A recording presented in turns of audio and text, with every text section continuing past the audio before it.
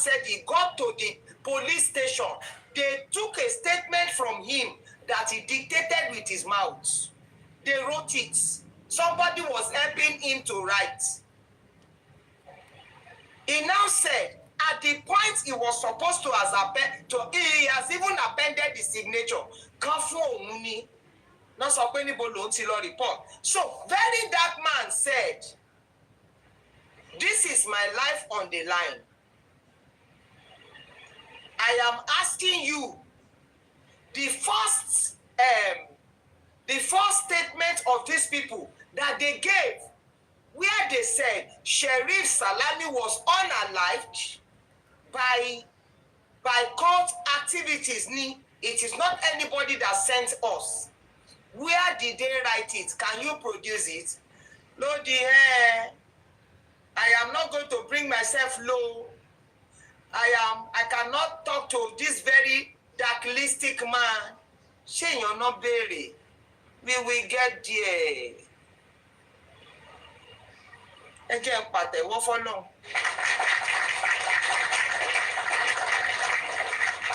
So, kí n tó kọ fún wọn lọ́ǹdì 11 ni wípé tó bá ti bí yín wípé báwo ló ṣe kú, báwo lẹ̀mí ṣe bọ́ lára ẹ̀. Nígbà tẹ́ ẹ ti sọ pé etí ló pa tí ò jẹ lọ. Ẹ sọ pé ọ̀bẹ má kẹ̀jẹ̀ ni. Ẹ sọ wípé nọ́ọ̀sì ni. Ẹ sọ wípé industry god ni. Nǹkan bí yín ẹ má dáhùn o. Torí ẹ̀ lè ní ìdáhùn fún kẹ́ ẹ jàre. Ọlọ́run ni màá máa sìn títí. Mi ì lè padà lẹ́yìn ẹ̀ because a tó gbójúlé ni a tó faratì bí òkè. Yes, he said he cannot talk to someone dirty. God bless you. Thank you for following that case. Number 2 question. Do you know that very dark man has asked another one again? Right from the statement that was written when the Inspector General of Police, this current issue, order that the CP should get off the case and they should take it to Panti. Those boys now said, we were under duress. We saw them torture David until life was taken out of him. We now became afraid and said, we do not want to go the same way. What you are asking us to say, we will do. What you say we should do, we will do it. Only spare our lives. That was what I was trying to say on Mr. Tazan's live yesterday. Ẹnìkan máa kù tó máa sọ̀rọ̀, ẹ má kánjú lórí ọ̀rọ̀ Mohbad.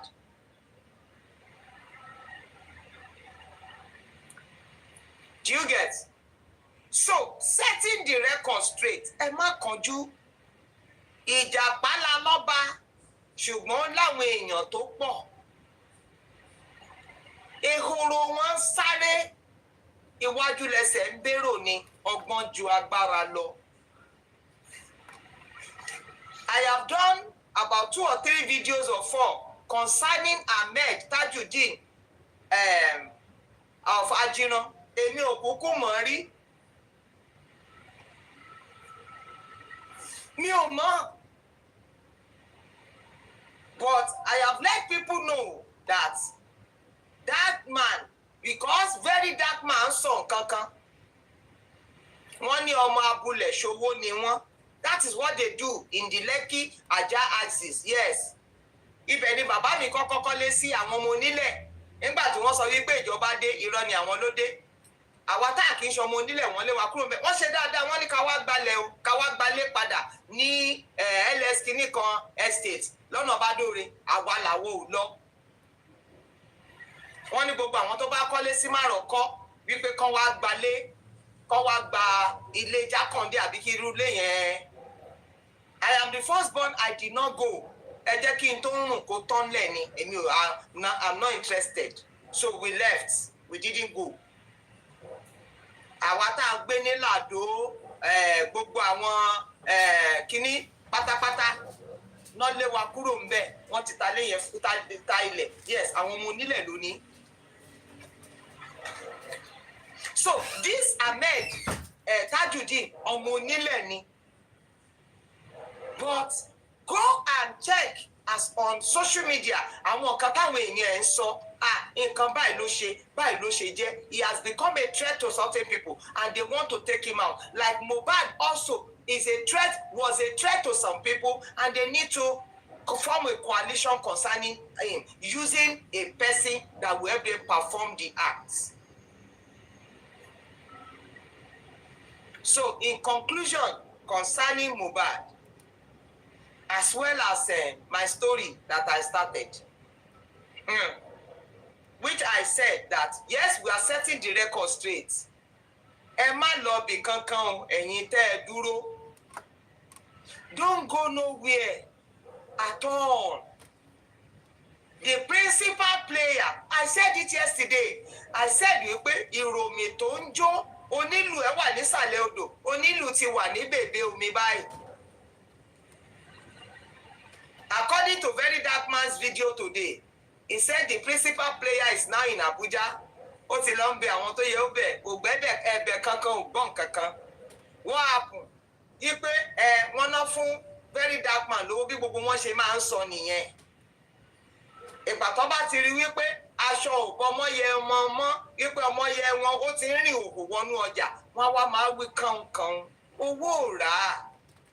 Ìjàpá ti ṣáájú dé ẹnu bodè ìlú. Ẹni tó ń ságbàsúlà ó ti forí gbálẹ̀ o nítorí pé ọgbọ́n ju agbára lọ. So ẹ má jẹ́ ó rẹ̀ yín. Yes, you can be into your other activities. Yes, go into your other activities. But when you hear the call like this, like the tortoise called, like the tortoise said, hey, family, come together, come and join, come and listen. I love the contribution of Ajia Iwade yesterday on that live. Kí ni wọ́n sọ? Because Mr. Tazan put a question to us that in the 24 lacunas, ẹ jẹ́ kí n sọ òyìnbó yẹn bóyá lacunas dẹ̀ ni. Bí Mr. Tazan wọ́n náà ti béèrè lọ́wọ́ Bayo Billions who was there on the panel. Mo bá Ajia Iwade tí wọ́n sọ̀rọ̀ lọ́wọ́ ni. Wípé tó, of all these listed 24 lacunas in the letter that Akingbolu wrote to Oladayo Ogungbe, which one would we want the police to give attention to? In tá a bá ti kọ́lẹ̀, òǹrè kò lè dojúrú, ṣẹ́rí gbogbo ẹ̀ ló wà lọ́wọ́ mi. Page 5 ló wà. That was where it started from. And what are we going to emphasize there? Ogungbe said, the coroner inquest that people relied on, the coroner inquest that they said they have been able to conclude, and there was no condemnation to the people that was 24 hours, 48 hours, 72 hours with Mohbad, that they have been vindicated. The family lawyer said, we have been able to identify 24 lacunas. And so when Mr. Tazan said, which one of the lacunas would you give attention to? Mi ò kúkú gbọ́ngbà tí Bayo Billions sọ̀rọ̀. Mo bá Ajia Iwade tó ń sọ̀rọ̀ lọ́wọ́ ni. My own answer too is that we should take the forensic. Àṣẹ number 1 ló tiẹ̀ wà. Ẹ jọ̀ọ́ ẹ máa bá mi tap ẹṣẹ́ ẹ̀yìn tó wà bí kó má bàa hang. Àṣẹ number 1 ló wà, and this was my justification for it. I said wípé tó bá ti mú Gòláyátì, àwọn ọmọlẹ́yìn yòókù ó sá lọ ni, like it happened to David, like it happened between David and Goliath. When David faced Goliath, he said, today, your head will be off your neck, and I will feed it to the animals, because you came against my God. And I said that yesterday, and I'm still going to repeat it, that comprehensive forensic analysis of all phones belonging to the deceased and key suspects, only that one, Nicola Pashe, come up border nípa yòókù. Ẹni tó ń gé lórí tó bá jẹnu wúyẹ́ kò sí n tó fẹ́ ṣe mọ́. Rárá, kò sí nǹkan kan tó fẹ́ ṣe mọ́. Ẹni tó bá ti gé lórí bó bá ṣẹnu báyìí kò ságbára mọ́ torí orí ti kúrò lára. So I am saying, because we will get there and you're still thinking that Mohbad will not get justice, ẹ tú nù, ẹ gbàgbé ẹ̀. It is not a threat. It is not whatever. It is an affirmation. Ọ̀rọ̀ tó dájú ni. Lèmi nìkan ni mo kù bẹ́ẹ̀ irọ́ ni. Àbá àmá ju méjì, àbá àmá ju mẹ́ta lọ. Mo dẹ̀ mọ̀ pa jù bẹ́ẹ̀ lọ. Àtẹ̀yìn gan tẹ̀ wá bí. Mohbad will get justice. The moment the phone forensic is looked into, and it is done, everything, because let me tell you, wẹ́rẹ́ ọ̀rọ̀ lọ láti ìgbà tó ti wọnú ilé tẹ́mi ti bọ́ lára Mohbad, fóònù ń lọ ní títí di on the 13 tó fi wọlé. Fóònù ń lọ ní. Bí bàbá Mohbad ṣe ń gbé òkú Mohbad lọ sí police station ní Lẹ́kì, phone to phone ni. Phone to phone. Bọ́n ṣe gbé báwọn ọlọ́pàá yẹn ò ṣe fún ní statement tó ń gbé sínú ambulance tó ń gbé lọ sí Kòròdú, phone to phone ni. Ta ló pe àwọn bọ̀dá ilé tí òkun tó lọ bá Mohbad lórí wheelchair wípé eléyìí ò lè lọ, ta ló pè tó fi sọ wípé wọ́n ti gbé sí, ta ló pè? Phone to phone. Tó bá ti mú phone forensic àti parí ń tàn wá, ẹ má bọ́dà láti ṣe yòókù. Ó ti tán. And the moment that one is done, we are 90% done. So the lacunas have been clearly stated. They are 24. Wípé recovery of deleted message, ẹ má bọ́dà ọ̀rọ̀ life lẹ máa gbọ́. Ẹni tẹ́yàn bá dẹ̀ ti wí mọ́, kí ló tún wá kù? Rárá náà kò sí. So that is it. That is that about setting the record straight. The principal player, ó sáré faster than the Benz, is a lie. Kò sí. Àti dé kòríta pé ọmọ yẹn ti rìn wòhò wọjà, aṣọ òbò ọmọ yẹn mọ́. Torí Mohbad sọ wípé tẹ́ bá ti ń ṣe tẹ́ mú jẹ tèmi ẹ máa fi ṣàfihàn. Thank you. You are not tapping anymore. Ẹ jẹ́ bá tap ká lè parí. I want to finish now. Now, you remember I mentioned earlier, I said help me call Cynthia Omowummi, Sekinat Adebanjo, help me call her. Kò síjà o, kò tiẹ̀ lè sí.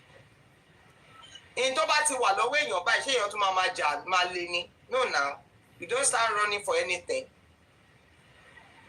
But I want to say, and I mentioned also an account, a username with account, an account with username. Don't pay Nimat. Capital letter NEEMAT. Lenny. I was on Mr. Tazan's live. I think not this last one that he did yesterday. It was one. And somebody came and commented and said, Rich Grace, you are a Christian. Is that one disputable? Eh? Or for what? She argument one Benny. I can only be a child of God to have come this far on this journey. Yes. If I am not, I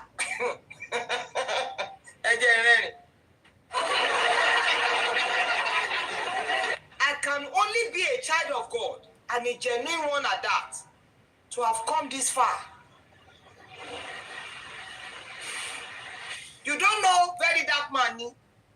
A messenger do not get scared when faced with trials. You can only get stronger. Because you will get tired. Just like the story of the rabbit as well as tortoise.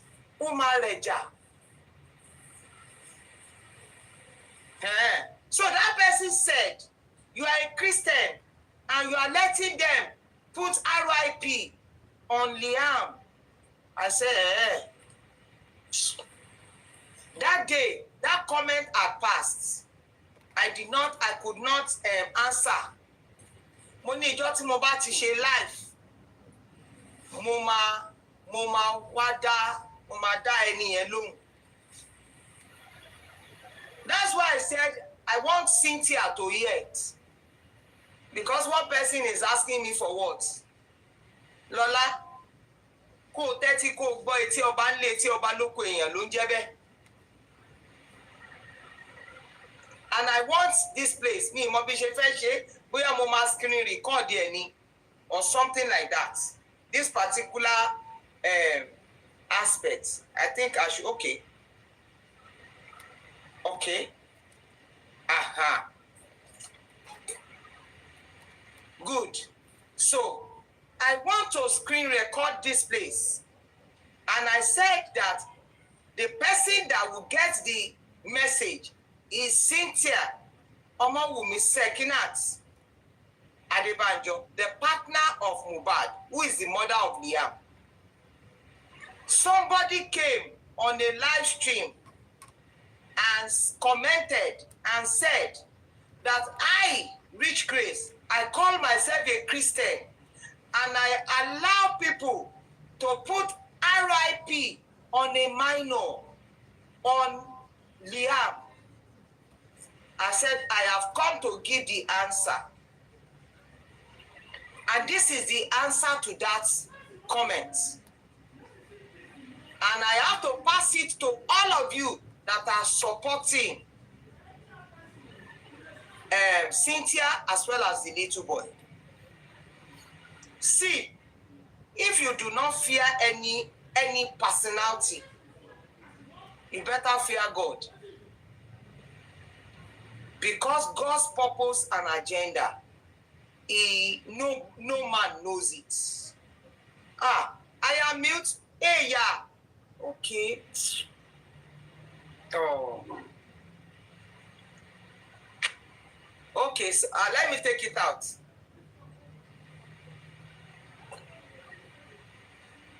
Are you hearing me now? Sorry.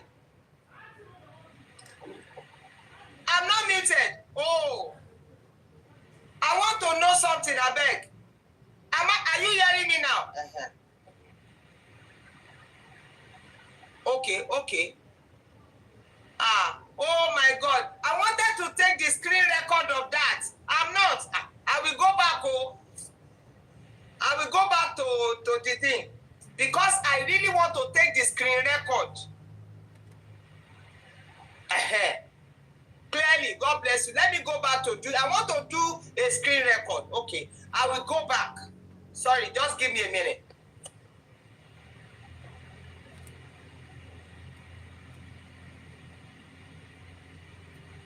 Okay, God bless you. Aha. So now, I said this particular word, I am sending it to Cynthia Omowummi, Sekinat Adebanjo, Mohbad's partner, and the mother of Liam.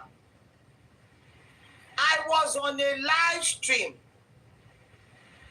and somebody came, obviously, your supporter. I am referring to Cynthia now, and commented and said, Rich Grace, you are a Christian and you allow somebody to put RIP on Liam. So, I could not answer to that comment that day. I have postponed it to today that I am on live. And this is what I have come to say to you, so that you can tell your supporters that they should forget propaganda and face the real matter. Here, I want you to know it and know it for good. That Liam is God's agenda for Mohbad's justice. God said, I know the end from the beginning. God knows that on the 11th of September 2023, there's going to be a conspiracy that will take out the life of Promise Ileri Oluwa. And so, he enabled the pregnancy of Liam by the way he had orchestrated it. And let me tell you, whether you believe it or not, it is you that did not know that Mohbad is God's messenger. Jeremiah chapter 1 verse 5 says, before you were formed, I have known you, and I have called you a prophet to nations. So, before Mohbad was born, even the prophecy was given that he's going to be a glorious child. So, everything that Mohbad was ever going to be has been cocooned inside God's plan. If Liam was not in the agenda, we would not have gotten to this point. So it is God's purpose. Whether anybody now writes RIP or not, take it from my mouth as God's messenger. Go and try it. Nothing will happen to Liam. Until nothing. Let me not put until we finish the justice. Because that means that after the justice something happen, nothing will happen to him. And let me give you one proof. Mohbad was asked in an interview, what name? Are we going to call him Mohbad Jr.? He said no. Go and refer to that interview. He said his name will be Light. When God spoke, in Genesis chapter 1 verse 3, at the creation, that was God's first word. He said, let there be light. Go and ask Joseph Oluwabami Woaloba, at what point did he name his son Imole? Never. Never. But at the point of Mohbad's departure, he called himself Light, because the prophet in him is is manifesting day by day. Day by day. Take it as well and take it to your supporters that the agenda of God to end the band of the wicked is the birth of Liam. And you know it. That the sperm that produced Liam, you know yourself. So please, go and tell your supporters that they should not be coming against people with propaganda. No. And the person that has the RIP will take it out because maybe they do not have this understanding and this explanation. See, let me tell you. And let me shock you a little. That boy is already talking. No? So be careful what you do. He's talking already. He has started the process of God for this cause that he has been brought to the world. So know how you are going to be showcasing him and doing everything. There's nothing that you can do against him, no matter. No matter what the device of the wicked against him, it cannot go down. Ikuto yeki lianku ni Mohbad ti kú yẹn.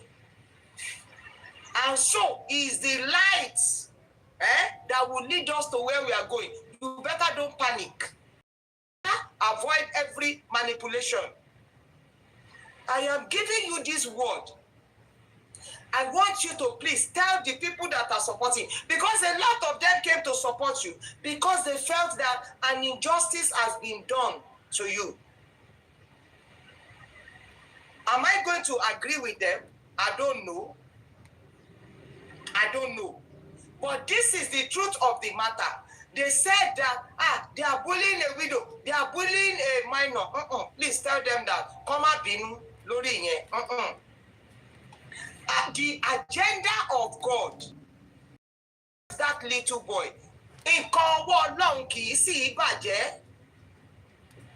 Ètò tọ́lọ́run ṣe láti lè gbé wa débi tí à ń lọ lórí ìrìn àjò yẹn nìyẹn. So please stop disturbing yourself, as well as the people that are coming against them. That is what I have come to tell you. Kò sí ìgbésẹ̀ tí anybody lè gbé sí ọmọ yẹn that can lead to any evil until God's agenda is satisfied.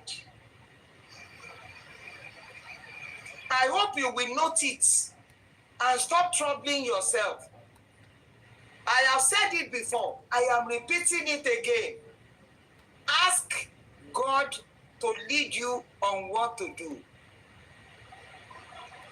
Peace. So,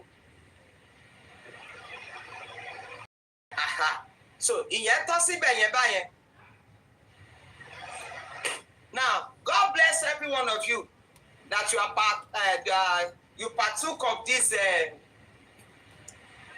live stream. Thank you for being part of it. I appreciate all of you. The tall and short of the story is this.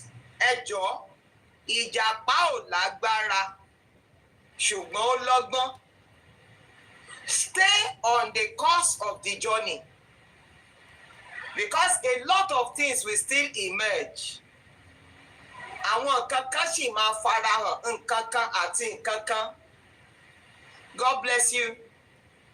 So, ẹ kàn fọkàn yín balẹ̀, ẹ má ṣe bẹ̀rù, ẹ yọ̀, nítorí Jésù lọ́ba ọkàn, bó ti wù kí jìnnà létò, yóò mú ọkàn wa gúnlẹ̀.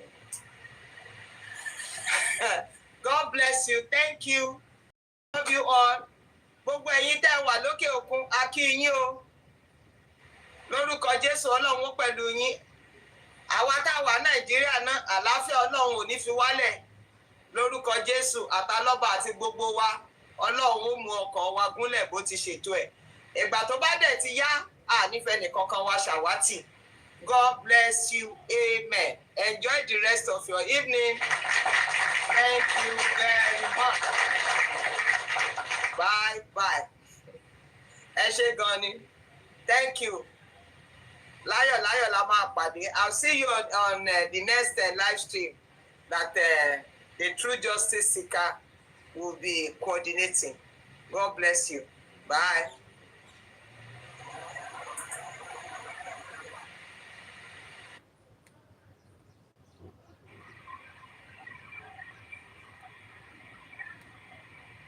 I will, Mrs. Ben, I I want to join your class. What are you waiting for? Kilo Shelley. What are you waiting for?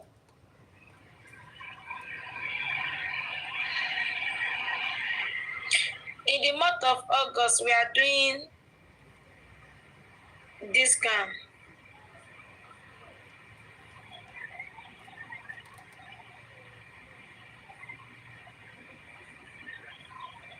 You don't understand language, okay? Let me show you sometime.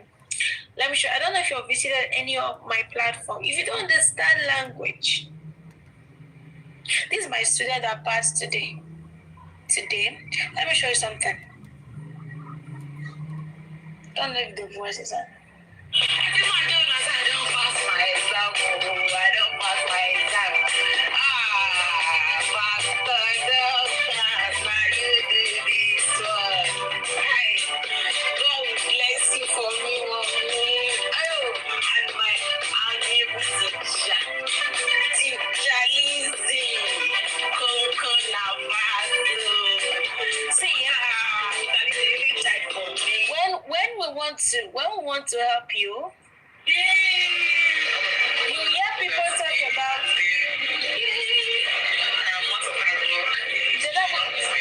this person that got 30 over 30. He don't speak Italian. Zero knowledge. Did you hear it?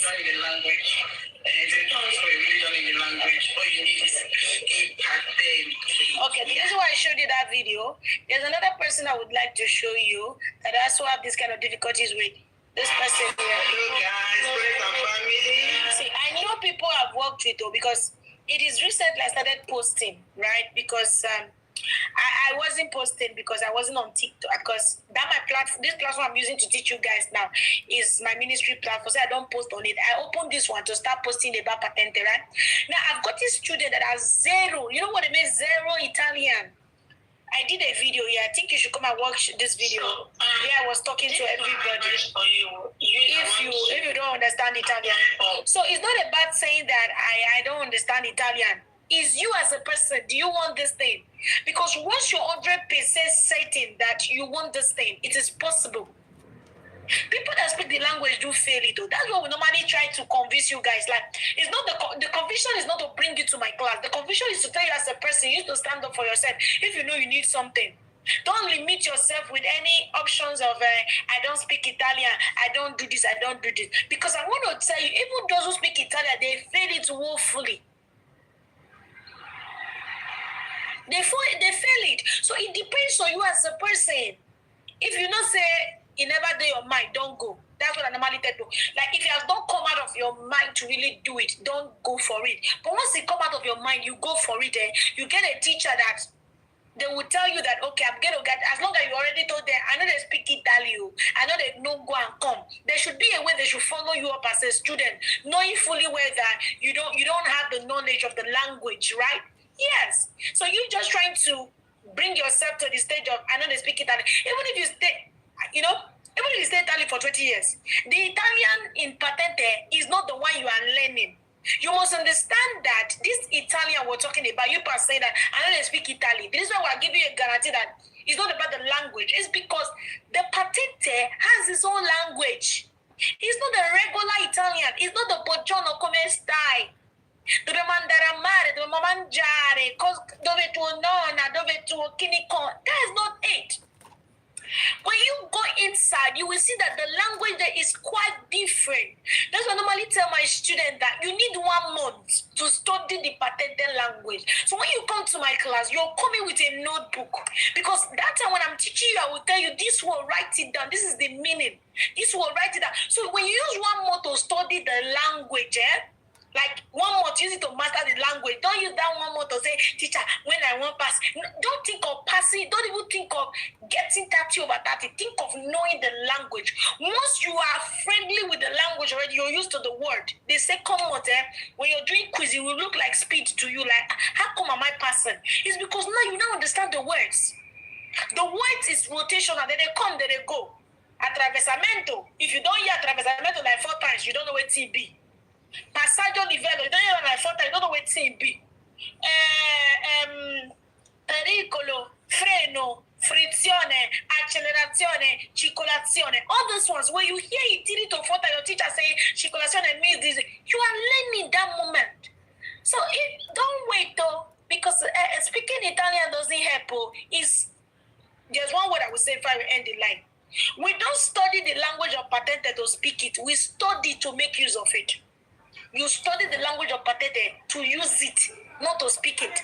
So that's the reason why when you come there, you're not going to study to be. You're not be telling somebody chicolazione, frenare, you know. You're not telling somebody no.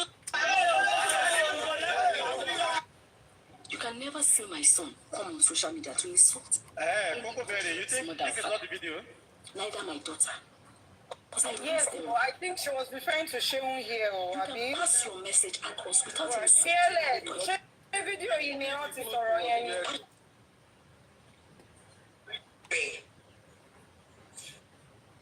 we will need to look for that video. Activism did not Maybe we're taking our time. The discussion will come again. Maybe I should be fast forwarding this much more. Or maybe we'll just look for it and cut it out or play it another day. Okay. I will not say Because people are dropping. Let me be fast forwarding this small. And see.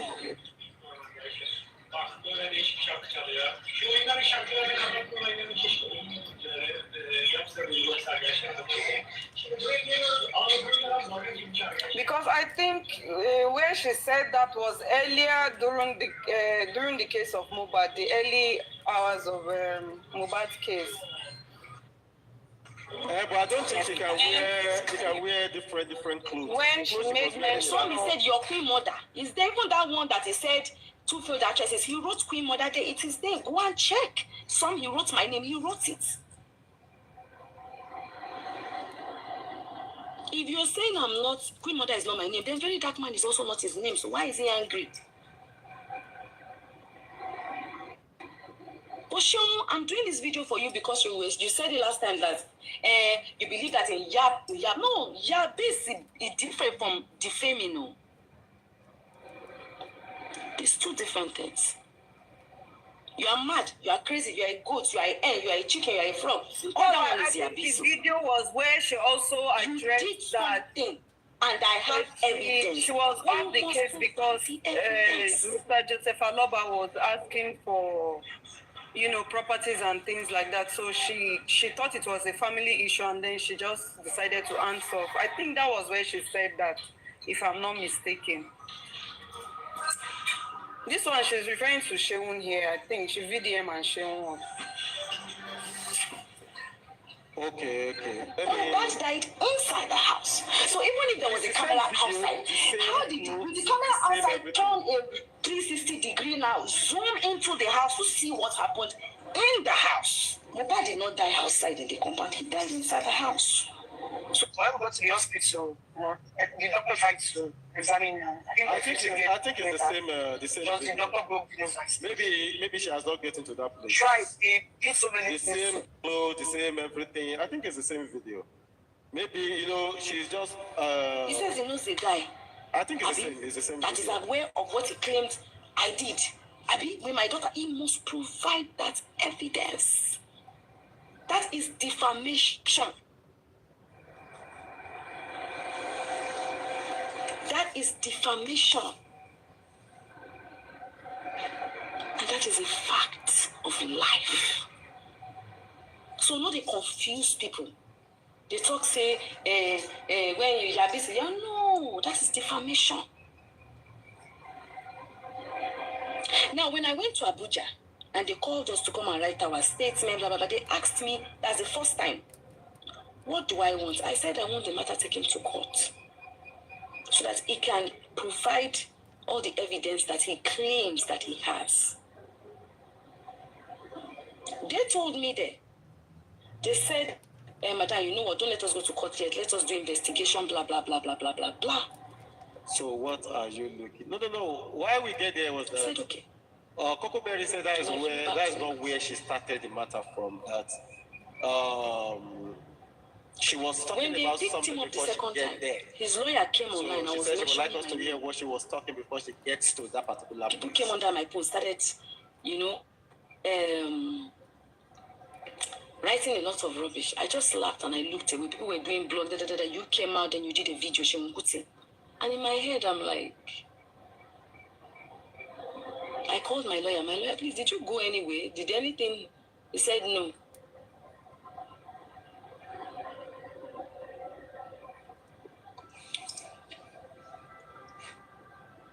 But I am going to do a case with him.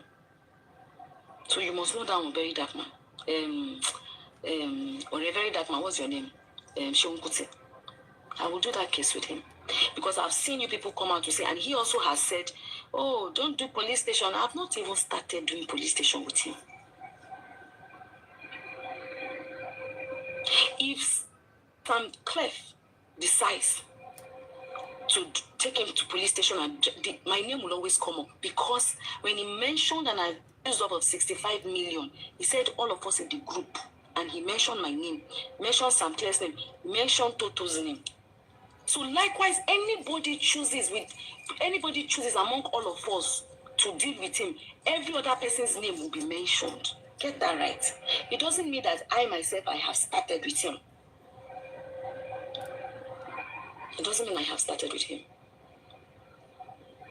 And one of the reasons why too much. I don't know what to do. OBM came out, Polo came out, was because even when I wanted to go to Abuja to now still pursue that this matter be taken up, he was one that told me. Okay.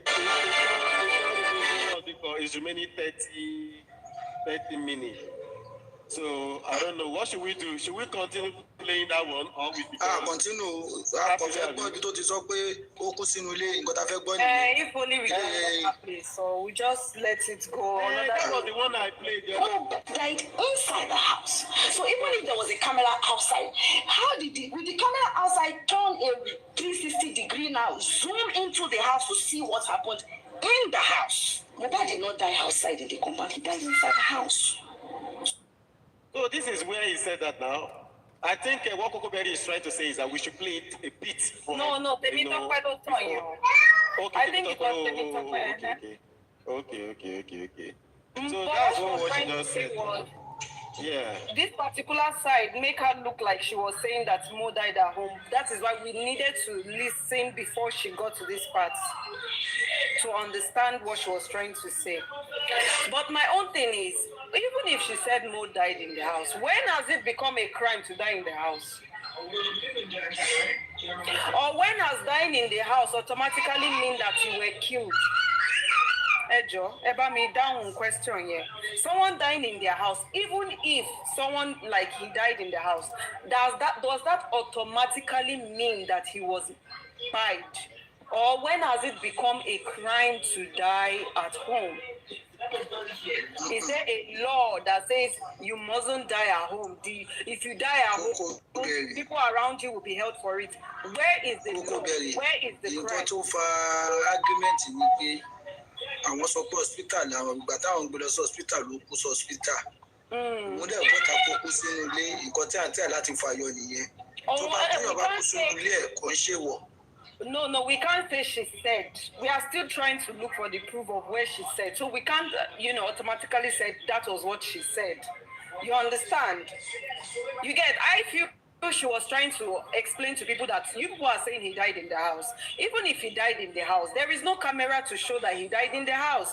Because camera is not working. She knows the person that owns the house, and the person told that the camera is not working.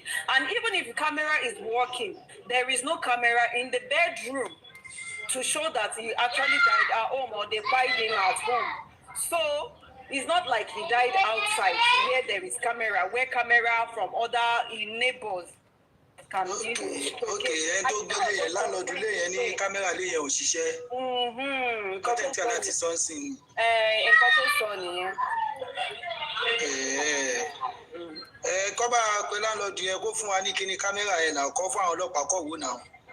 Wọ́n ti wò ó, ọlọ́pàá ti ìgbà tó ń ṣe investigation, ọlọ́pàá ti sọ pé the cameras are not working. Ọlọ́pàá ti ṣe kíní síbẹ̀ náà wọ́n ti sọ that the cameras in the house are not working but àwọn tó àti wá accept pé kámẹ́rà ní ilé títí ẹ̀ ò ṣiṣẹ́ èyí tó wà wájú ilé ẹ̀ wá ìtọ́ lè fún tí gbogbo àdúgbò yẹn ò ṣiṣẹ́. Yes, ẹ mọ nǹkan tó máa ń ṣe tó bá ti kọ́ irú ilé yẹn for them to be able to put a higher price on that house they will now put cameras there. Àwọn ilé Lẹ́kì yẹn tó bá ti fẹ́ ta ilé ní ọ̀wọ́n náà tó fẹ́ ṣe as a luxurious house. dẹ́gò dé pósí àwọn kámẹ́rà yẹn. máa ṣe kámẹ́rà so that àwọn tó bá fẹ́ ra ilé ọmọ ní ilé olówó ilé iṣẹ́ get so they will put camera there and most of the time the camera are not even fixed they are not working. Ìwọ tó bá kó síbẹ̀ ọkọ̀ fi dẹ́ngẹ́ síbẹ̀ ni ọkọ̀ fi dẹ́ngẹ́ síbẹ̀. Ìwọ tó bá kó sínú ilé yẹn tó bá ra ilé yẹn àbí tó rẹ́ǹtì bẹ̀ tó bá fẹ́ ṣe pé òkè o fẹ́ kí kámẹ́rà ilé ẹ̀ máa ṣiṣẹ́ ìwọ ló máa ṣe máa náwó láti ṣe kámẹ́rà ìbẹ̀rẹ̀ chetty-get. bọ̀ mo sọ pé point boy sọ pé ìjọ kan tó ń sọ pé kámẹ́rà ṣiṣẹ́ tó ń sọ pé àwọn mi ń ṣe indomie ní kitchen àbí ìjọ tó sọ ṣó yẹn agbọ́ ṣó yẹn náà. Prime boy Wùmí prime boy tẹ́ pé ẹ̀ẹ̀kan tó máa dé ilé Mohbad ní ọjọ́ tó lọ sí ṣó yẹn that was the first time he entered that house. Kí ni yẹn ń sọ lọ́run lẹ́nu. Prime boy ò dé ilé Mohbad that new house ilé wọn yẹn kò débẹ̀ rí ẹ̀ẹ̀kan tó máa débẹ̀ ní ọjọ́ tí ó lọ sí ṣó wọn yẹn. So camera what camera is he referring to? Kó lọ mú jáde náà kó lọ mú jáde kó wá fi hàn wá. èmi ò mọ̀ pé àwọn ilé kan tó ti wà tó yẹ pé dẹ́gòdè pósí ní o takọ̀ máa rí kámẹ́rà wájú lé ọlọ́mọdé. ok tí kámẹ́rà yẹn ò bá ṣiṣẹ́ kámẹ́rà wa ni Mr. President rí. Ẹ fi yẹn lẹ̀ ó sì máa mú jáde ibi tó ti rí kámẹ́rà ó máa mú jáde ẹ fi yẹn lẹ̀ àmọ́ nǹkan tí yẹn ń wà we know wetin e dey find so ẹ̀yin pípọ̀ yẹn ti fẹ́ yí bú ènìyàn gan kò sún lọ síwájú sún lọ sẹ́yìn. simple plain and simple thing lélẹ̀ àwa lọkàn ń ṣe tá à ń gbé gbígbà bí ẹni ń gbégbá ọtí it's a simple thing. bọ̀ nǹkan tẹ kókó bẹ̀rẹ̀ nǹkan tẹ̀mí kọ́ bìlífù pé kò possible tí gbogbo kámẹ́rà tó wà sọ̀rọ̀ àǹdí ẹ̀ máa ṣiṣẹ́. kámẹ́rà tí Mohbad kámẹ́rà tọ́wọ̀n èèyàn sọ pé ó ń ṣiṣẹ́ yẹn kò ṣiṣẹ́. láti ti àsúnmù pé tí ilé ò ṣiṣẹ́ kò ń ṣe tí Mohbad nìkan there are lots of houses. ilé bíi mẹ́ta àbí mẹ́rin tó sọ̀rọ̀ àǹdí ẹ̀yàn kọ́. I don't understand. Tọ́wọ̀n yẹn bá ń ṣiṣẹ́ ṣé ìyẹn ó fẹ́ rí nǹkan tó ń ṣẹlẹ̀ nínú ilé Mohbad ni. kò ní ìdí pé ká wo nǹkan tó ń ṣẹlẹ̀ nínú ilé. tó bá fẹ́ wọnú ẹ́stéètì yẹn ẹni sùn tí wọ́n bá fẹ́ wọnú ẹ́stéètì yẹn kámẹ́rà wà ń bẹ̀. táwọn síkírẹ́tì wọn máa wo gbogbo nǹkan tó ń lọ́nú àdúgbò yẹn. tó bá lè fún wa ní kámẹ́rà yẹn gbogbo nǹkan tó ṣẹlẹ̀ láti Sunday yẹn bó ṣe wọlé dé kò ní ìdí pé ká wọnú ilé. Polisi ti ṣiṣẹ́ débẹ̀. Police ti ṣiṣẹ́ débẹ̀. There is nothing incriminating. Ìmọ̀ ọmọ gbọ́ pé police ṣiṣẹ́ débẹ̀ yẹn o. Ẹni mo ṣẹ̀ṣẹ̀ tí ń gbọ́ lè nù. If there is anything incriminating, they find it. Ọmọ àti kó òun èèyàn tó yẹ kọ́ kó. Ọ̀ṣà pé 26 people fún questioning. Kọ́ tó yọ 5 people as a suspect. Ọ̀ṣà ní àwọn ọjọ́ iye àwọn èèyàn tó investigate débẹ̀ kọ́ tó yọ 5 suspects. Àbí ọkọ̀ dédé lọ yọ 5 suspects nínú gbogbo kìíní. Ó ti ṣiṣẹ́ débẹ̀.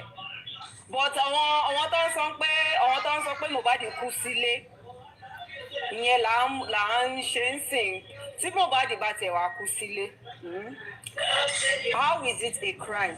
Nǹkan tẹ́mi fẹ́ mọ̀ nìyẹn. When has it become a crime for you to buy in your house or in the house? Where is the law that dictates that you cannot buy in your house unless you are being paid? The only way you can buy in your house is when you are being paid. So people don't buy in their house. Kò ṣẹlẹ̀ rí orí Mohbad ló ti ṣẹlẹ̀ àbí? Kò ṣẹlẹ̀ rí. Torí nǹkan tó yẹ ká sọ la máa sọ ń sìn yín o. Ṣé kò ẹ̀wọ̀n èèyàn ń kú sínú ilé wọn? Àbí dandan ní pé téèyàn bá kú ó ti di dandan pé èèyàn kan ló pààyàn téèyàn bá kú sínú ilé ẹ̀. àwọn èèyàn tí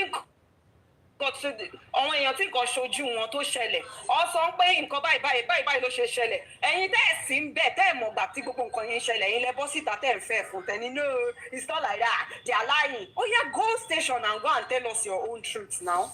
Kí ló fàjà ń bẹ̀? I don't understand. It's just a simple thing. No? If you're claiming these people are lying, it's just plain simple. Help us with the truth. Gba station lọ́kọ̀ ṣàlàyé bó ṣe ṣẹlẹ̀. Bọ́dà pé ìyàwó mọ̀ sọ pé hospital ló kú sí. Kò sọ bẹ́ẹ̀ o.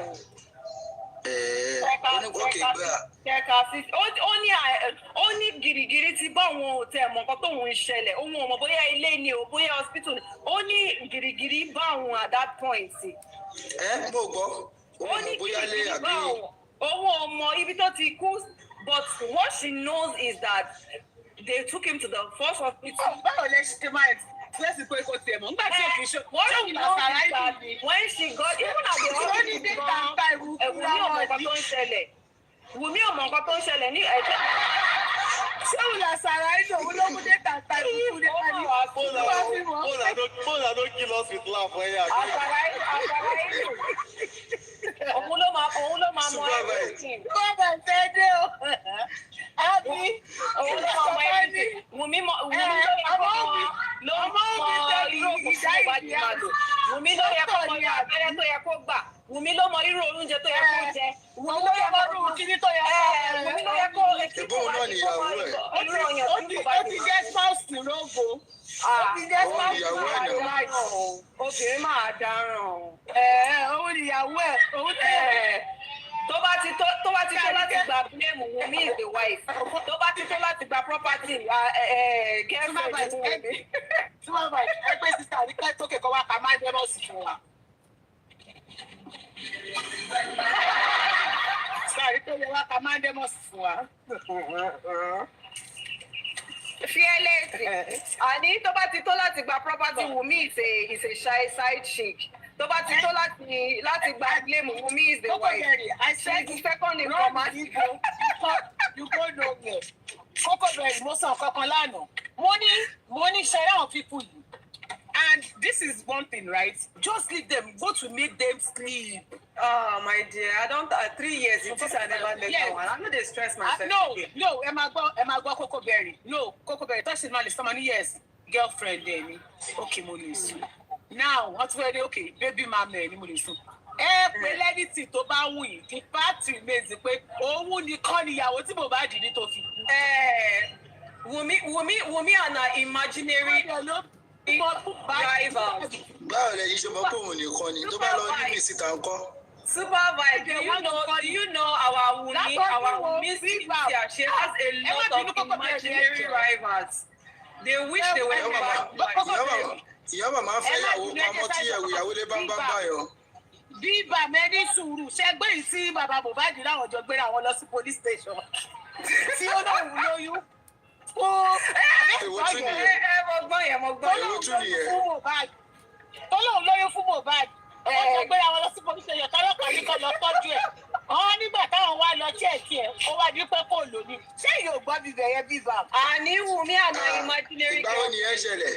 Àwọn ọlọ́kùnrin TikTok yìí. Tí bàbá ìgbàlẹ̀ pé tí tó ṣe ní ọ̀dọ́. Ìgbà tó wà lọ́wọ́ pé Jàyò ò lóyún kí ló wá ṣe fún? Kí ló fẹ́ ṣe? Wọ́n ṣíra wọ́n lẹ̀. A lot of them are. Gbogbo wọn ṣàyẹ ọfẹ yọ ọbẹ ti búrẹ́dì òní búrẹ́dì. Nǹkan tó yẹ kí a lot of them. Fearless, ṣé mo pé a lot of these ladies on TikTok, not need the other side. They are Wumi's imaginary rivals. They really wish they were there. They really wish they were the one. Wish they were Viva. Ẹ mọ̀ kọ́ tí bàbá Blessing sọ ni. Bàbá Blessing ní ìgbà tí wọ́n bá wọn pé òun lóyún fọ́mọ ọkọ̀ bá ní oyún bíi ti báwo. Wọ́n bá ní àwọn gbéra àwọn lọ police station. Wọ́n lọ́lọ́pàá ní káwọn lọ tọ́jú oyún náà.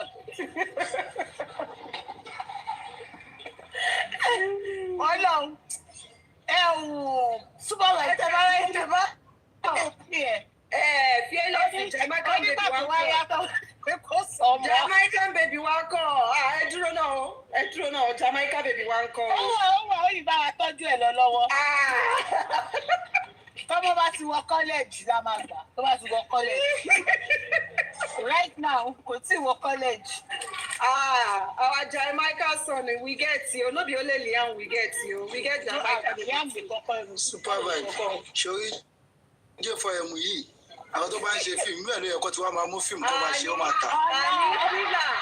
Àwọn abọ́ ọlọ́kọ̀ kú ló pọ̀ lórí TikTok. Tumisco ti dé o, ọ̀rẹ́ mi ti dé o. Supervise bá mi gbọ́ ọ̀rẹ́ mi sókè. Àwọn abọ́ ọlọ́kọ̀ kú. Mo ti ń wá látọjọ́ yìí. Ó ń dùn wọ́n pé kò ń ṣọ̀wọ́n ni Mohbad fẹ́. Ó máa dùn yín pa ni. Ẹ̀yin lazy idiot. Go and make your own men. Make your own men. Profusely.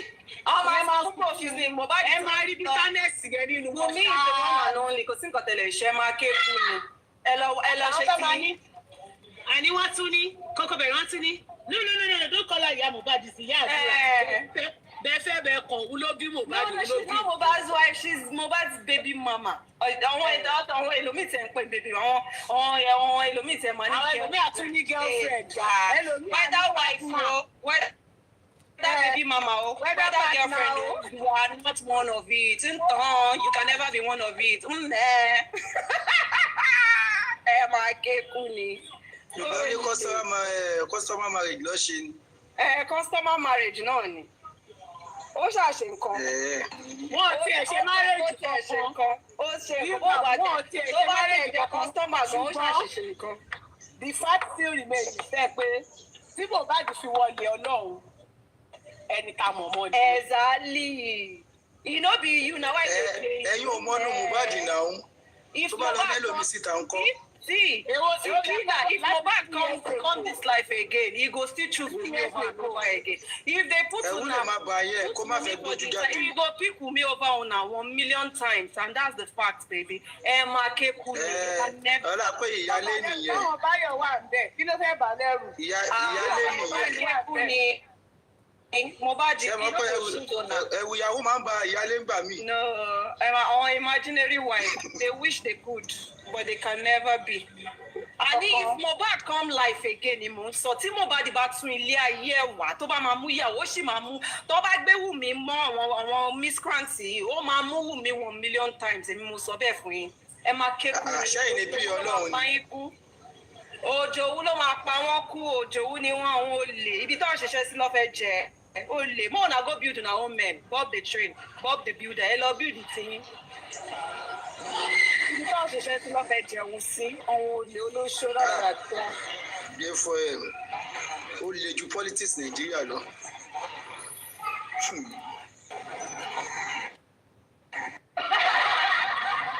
Okay, people, J4M ó le ju politics Nàìjíríà lọ. Ọlọ́run, politics Nàìjíríà ń yájú ni. Wàhálà. Wàá tún wo rẹ báyìí pé ṣé brain mi dẹ̀ ń ṣiṣẹ́ báyìí.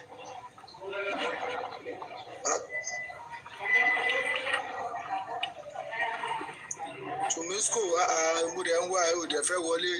Ṣẹ́rù àwọn ṣubú mi ló ń bá ẹ nì. Actually, J4M ó ti mélòó náà. Ó ti 3 years ago, ẹ fẹ́ gbé gẹ̀ẹ́sì ní kọ́ọ̀tì. 3 years ago. Báwo mọ babaláwo tó gbẹ́ bílẹ̀ níjọ́ mẹ́ta ìgbẹ́ dá lọ́lọ́ ni. Pépè ń lọ left and right. J4M wá dàbí òkú ọmọ Sọ̀díkì ó dá lọ. Bíbàm ṣe gbọ́ fún wọn.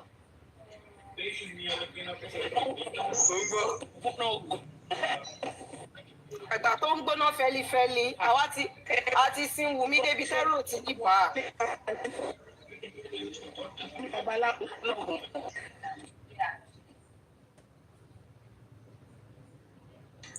Inú J4M mo ti mọ̀ ọ́pọ́ tó máa ń lo babaláwo fún just.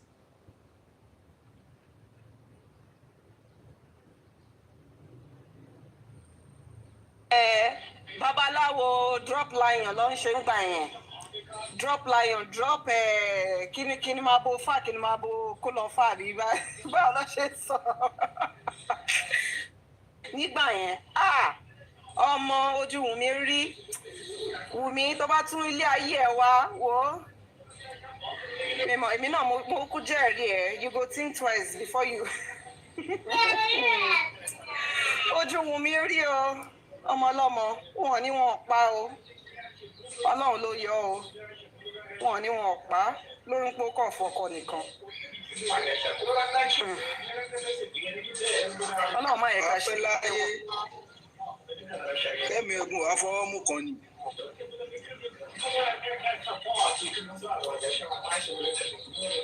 ẹ̀yin náà ni kẹ́ máa wá victim kiri ẹ̀yin rádaràda. ká tó mọ̀ pé kò tó sílé àgbẹ́sàlẹ̀ jìnnà gan. victim was from your family olóṣì. àwọn aláìní ti jù 3 years lórí ọmọ ọlọ́mọ ẹ má lọ wá nǹkan ṣe. ṣé kọ́ wá da kéèsì nù báyìí ni. nǹkan tó bá wọn ni kó fi kéèsì ṣe. ó ga ọ Ọlọ́run kó ṣàánú wa o. bọ́kọ bá kú sí ìyàwó ẹ̀ ló pa ọkùnrin òun kúkú Ọlọ́run àfi téèyàn bá pa nìkan ni nǹkan tó ní Nàìjíríà ti sọ wá dà nìyẹn bọ́kọ bá kú ìyàwó ẹ̀ ló pa àmọ́ tíyàwó bá kú ikú Ọlọ́run ni kò sọ́wọ́ kan ń bẹ àbí. obìnrin náà ṣe trọ́ọ̀sì ẹ lè fólú ẹ lè má lọ go fólú ẹ ti pẹ́. ọkùnrin ló ṣe trust àbí àbẹ́yìn kọ́ lẹ da ayé rú ẹ̀yin kọ́ lẹ da ayé rú 90%. ẹ̀yin lẹ da ayé rú náà ó yẹ ká máa kú náà. àtijọ́ Ádámù àyìn ìfẹ́ yín lẹ da gbogbo ẹ̀ rú. ìfù ló jẹ́ kádámọ̀ dóhùn gbà yẹn náà kọ́tẹ́gùn fún wa nìyẹn náà. ẹ̀yin ní ìfù ló jẹ́ kí Ádámù ṣé ìgbà tọ́lọ́run máa sọ̀rọ̀ ń pé kó má jẹ èso yẹn ṣé ìfù wà ń bẹ̀. bóyá ìfù ló wá ṣẹlẹ̀ ń gbà yẹn. ìgbà tọ́lọ́run sọ ṣebí Ádámù ló wà ń bẹ̀. àti ẹ̀mọ́ bó ṣé English lọ́nà fi sọ ni àbídèmí èdè owó ló fi sọ fún. ṣé ìfù wà ń bẹ̀ ìgbà tọ́lọ́run ní pé kó má jẹ èso yẹn ṣọ́wọ́n méjèèjì ló jọ sọ fún àṣebí ọkùnrin ló sọ fún. báwo ni ìfù ṣe wá mọ̀ pé okó ló wà ń di Ádámù tó fi dóhùn. báwo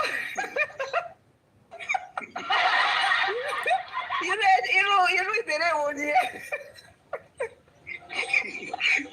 torí ọ̀nà ọ̀dà kọ̀ọ̀kan mọ̀ mi ò lọ sọ fún ìfù pé okó ló wà ní Ádámù yìí omi tó máa ti bẹ̀rẹ̀ nílé. báwo ni Ádámù ṣe mọ̀ pé òbò ló wà lábẹ́ ìfù tóun bá kìbọn wà lónìí. ẹ wo Mr. Akínrètí Mr. ẹjọ ẹ fi mílẹ̀ abẹ́gi.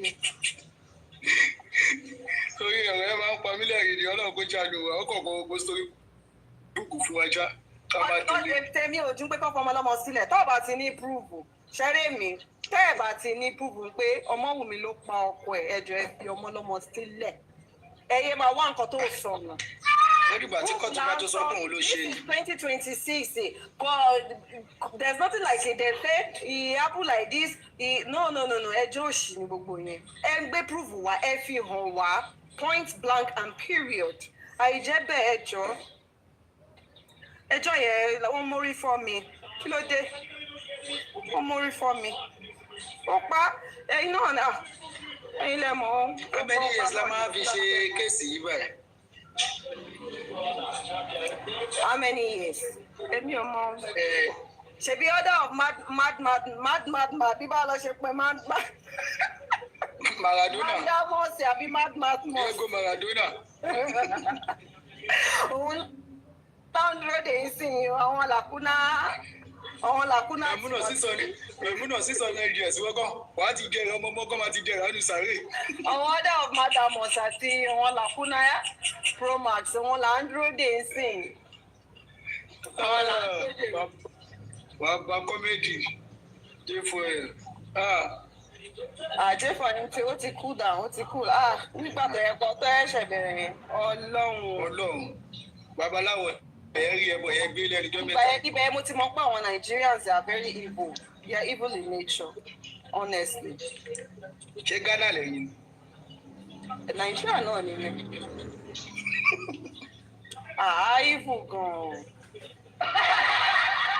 Evil gan-an. Ọlọ́run kó ṣàánú wa.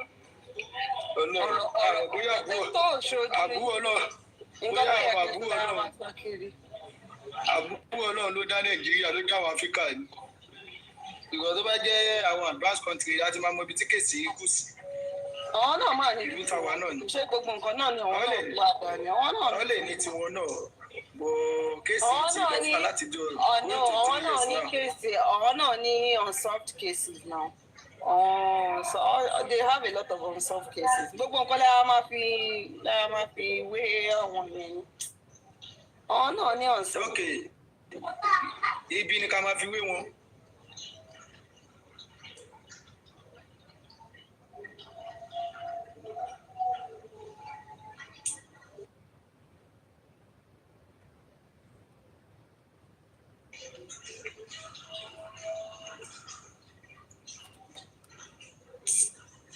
Tùmísìkò mo ti ń lọ ó lè gùn kẹwàá ò mi ti ń lọ báyìí. Order of Madman's Mosque là ń wá ń sìn Madman's Mosque àti àwọn lacuna 500 2006 àwọn lacunas àwọn là ń dúró de ìjọ ọlọ́tẹ̀ náà fẹ́ ṣe náà. Ìjọ ò ní kéèsì Order of Mad Mosque.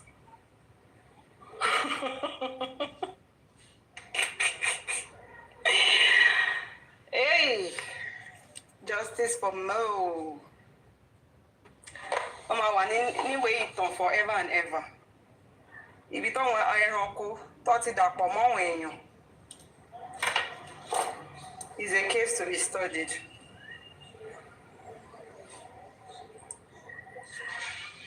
Super vibe, everybody don't go sleep o. Ṣé o nípa platform báyìí?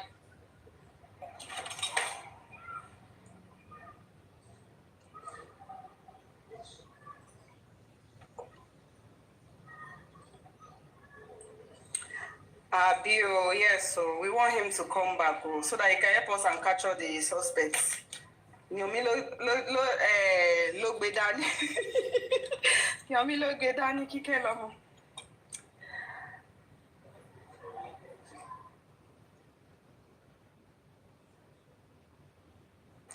Me sef I go drop now. Oh yeah, oh. Bye bye. To fail for. On my exam day, as I wake up, maybe I sleep still in my eye. And one thing you need to know is that sometimes when you are tired, it can affect your brain. I don't know if you remember the day I was telling Cynthia, we don't register for auto scholar. Why they tell her say, when you know say your brain no ready well, may you know use school app they do quiz. Choice, were you around that day? You remember? Yeah. You don't go work, come back. It's normal that your brain is weak. It doesn't mean that every quiz now where they do, you go they fail and say you fail 4 or you fail 5. No. Some you will get 0 error. Some you will get 1 error. Some you will get 2 error. It's normal. That is why we always advise. As we finish the chapter 1 to chapter 25, now general quiz now you go they do more. Okay? So this one you are saying that they laugh you a very way. Now your head with that. The cartoon way they now their own head. Cover your head. The way you talk. Now you sabi. Okay. Let's correct it. So strada adopt sense to the match for road where we send a double circulation with 2 lane, meaning now 2 lane, 9 be 1 lane for going, 1 lane for coming. Make up Topio sense to the match. They said comment in figure like in this figure. The vehicle where they current it try to the salita. The vehicle where they work on the climbing part of the hill must hold il più possibile vicino al margine destro della carreggiata. The vehicle where they work for the climbing must stay more close at the right edge. Is vero. May they much closer to the edge of the road, marginal destro, so that should in case another car they come, the chances of 2 of them jamming for the middle no go there. Kelly, I did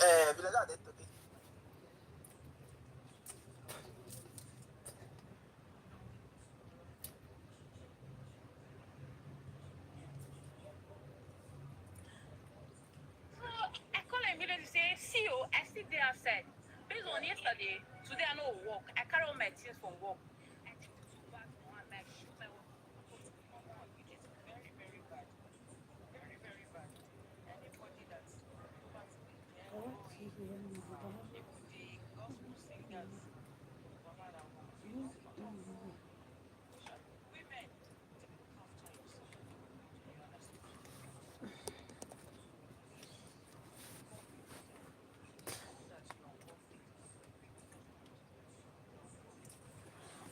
It's all done.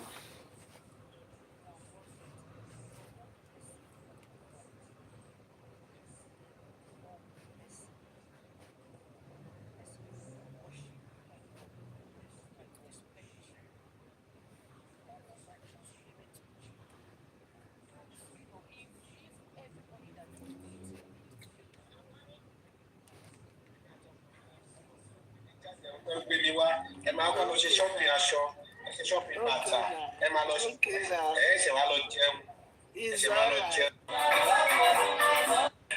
Similare quando mi staccano sulla torre. Oh, thank you, Sasa. Oh.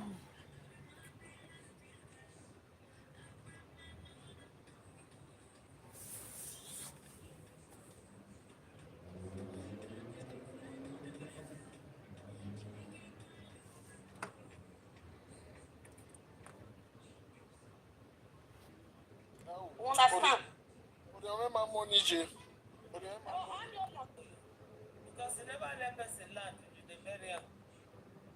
When I finish work, I'm going to take a call. So do you think it's So, I beg una. You didn't wait, man. You didn't wait, babe.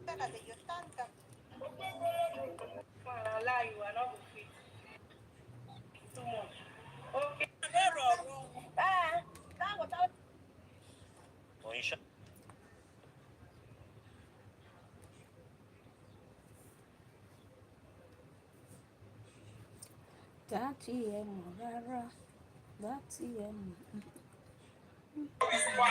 Still at work, ok. Oh, che succede? Dai, però non è che puoi fare così ogni volta.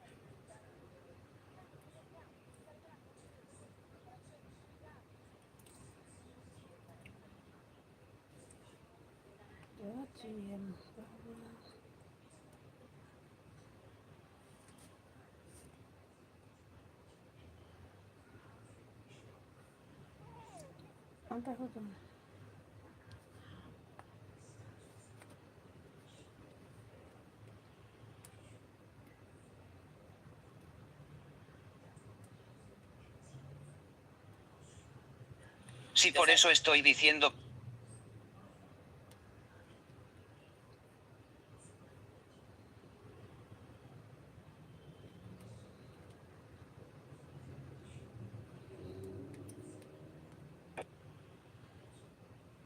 mi lọ sọ lọ́dún ọlọ́jọ́ yẹn jísù mímọ́ ní wàá wọlé àti àtùpà èkè paná ọ̀rọ̀ yẹn kò sọ̀rọ̀ bí má sọ èkè fẹ́ sọ̀rọ̀ lórí ẹ̀ wọ́n ní pé kéèké má sọ̀rọ̀ lórí ẹ̀ lọ́jọ́ yẹn láì mọ̀ pé àti yẹmí o sì lọ reach agreement pẹ̀lú àwọn jísù mímọ́ àti àtùpà ní gbogbo táìmù yẹn tèmi ò mú. So lẹ́yìn ìjọ yẹn tèmi wá gbọ́rọ̀ yẹn èmi wá lọ post live wọ́n á sọ̀rọ̀ ọjọ́ yẹn náà ni àtùpà post ṣé ẹ mọ̀ ẹgbà mi ò wá ti yẹ pé ọlọ́mọ yẹn kí èèyàn jàjà ẹ̀bí tí yóò gbọ́ látọ̀dọ̀ ẹ̀ kan tó kọ̀ gbọ́ látọ̀dọ̀ ẹ̀ owó tí ìṣẹ́pọ̀ ló jẹ́ ó wá tún sọ interest lé lórí. jẹ́ bínú lè rò sí kí wọ́n jà ní kò táìmù yẹn wọ́n bú mi wọ́n sọ̀rọ̀ sí mi kò sí nǹkan tó sọ tán days lọ weeks lọ Yemides ó dá fún Yemides ní confidence platform tó wáyé ó fún ó bẹ̀rẹ̀ sí ní post picture mi sẹ́yìn mi ò dẹ̀ sọ. No matter what tó máa ń bínú no matter what ní any cost àti drag ẹ̀. ọjọ́ kan ṣẹ́ ní tì mí. ó ń bá yín ṣe èlé orí owó tí kò gbà owó tó fi rẹ̀ lọ́wọ́ tó fi àtúntò kó tó fẹ́ àjù. ó wà wá kọ̀ dẹ̀ out. ẹ wá ń dájọ́ pé kò lè gbé òye. mo pẹ́ ẹ bọ́ọ̀lù ọ̀lẹ́ pẹ̀lú nǹkan tó fẹ́ máa jọ́ọ̀jì. kan wà tó yí ká tó yẹ pé mi ò gbọdọ̀ defend ẹ̀ ń ta ó ní láti sanwó school ẹ̀ tán nínú ẹ̀ náà ló máa sanwó ilé 20 hours ló ń ṣe tó bá tiẹ̀ ń ṣe iṣẹ́ káṣẹ́ náà dì mí kọ́kọ́ pé ṣe kò ṣe 20 káṣẹ́ náà dì mí ṣó ti yé yín bẹ́ẹ̀ ó fi prove ọ̀fọ̀ ni ó fi hàn wọ́n náà owó tó ṣe wá difficult. ó dẹ̀ máa ṣe exam. What are you saying? ó máa sọ gbèsè tí ó ti nílẹ̀ ni àbó máa focus lórí kíní tí wọ́n á jọ olùkájọ owó ṣe o káwọn bí èèyàn o yóò ṣe problem anybody. lóore ni but wọ́n jọ ní agreement nígbà tí gbogbo túbẹ̀ yẹn sọ má àgbèrè ẹ̀ka ní everybody please. ibo sà ibo. ibi ìtọ́jú ní agreement. no be ibi ìtọ́jú ní agreement kọ́ọ̀kan fẹ́ wọlé mọ́ àjà sódò mọ́ gbọ́dọ̀ wọ́n kọ́ pé lóòótọ́ ṣe lóore yẹ pé bọ́tà sólà rẹ̀ ó ní situation báyìí. lóòótọ́ Yemi Debs wọ́n ṣe lóore oore ni ìbátọ́jọ́ ń fẹ́ra when the good is good èmi ò sí mbẹ̀ wọ́n dẹ̀ jọ ní plan báyìí ló ṣe máa sọ nípa first day tó kọ́ mu wálé òun láti fi ọ̀rọ̀ ojú wájú òun first day tó yẹ ní mission. wọ́n ti lọ sáwà ẹni tó lówó máa ní kó n fẹ́ lówó ní ma fi dàgbà gidi ẹ̀ ṣàfẹ́ra yín mọ́ Yemi Debs náà ló sọ pé òun ò ṣe mọ́ níwájú ọlọ́run àtẹ̀yìn kò ń ṣe pé ṣọlá ló break relationship ẹ má fi ojú ìbí wo ọmọ ọlọ́mọ Yemi Debs fúnra rẹ̀ ló sọ pé òun ò ṣe mọ́ now ó lóun ò ṣe mọ́ dẹ̀ fẹ́ gba owó.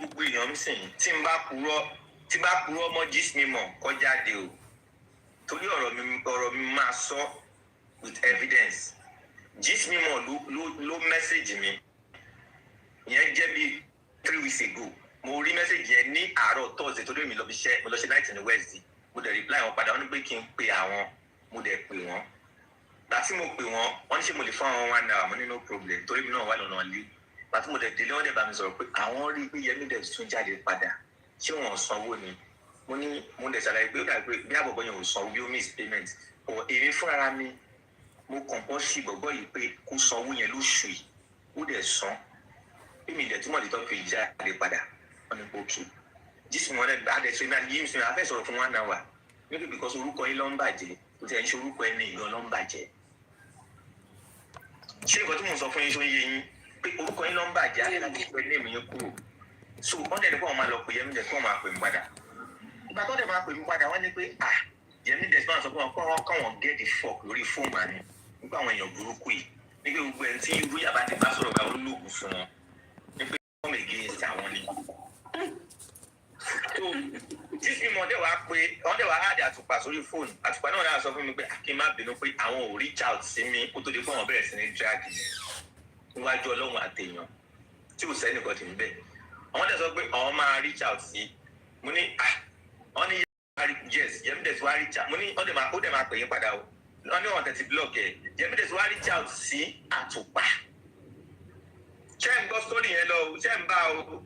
mo ń gbádùn ẹ Monday. so Yemi Debs wá reach out sí àtùpà so àtùpà wá bá Yemi Debs sọ̀rọ̀ wọ́n wá ní pòkè wọ́n ti sọ pé kí wọ́n àdìwá sí kọ̀ wọ́n tún wá àdìwá sí kọ̀ àti ṣọ́làd a lo more than 2 hours lórí fóònù more than 2 hours la lórí fóònù bàtà wá conclude ọ̀rọ̀ wọ́n wá ní àtùpà wá blast